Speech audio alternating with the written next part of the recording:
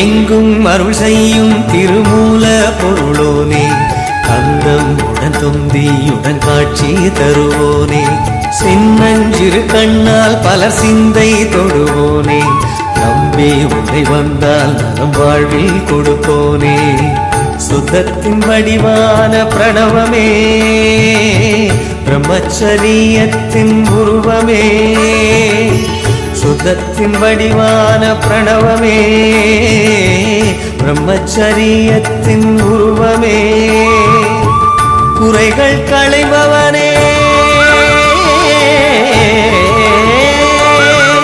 குறைகள் களைபவனே, காரணத்தில் மகிழ்பவனே, கஜமுக உருவினில் வரம் அருளும் குணநிதி நீ, வேதம் போற்றும் நாயகனே, ஞானம் வழங்கும் புண்ணியனே.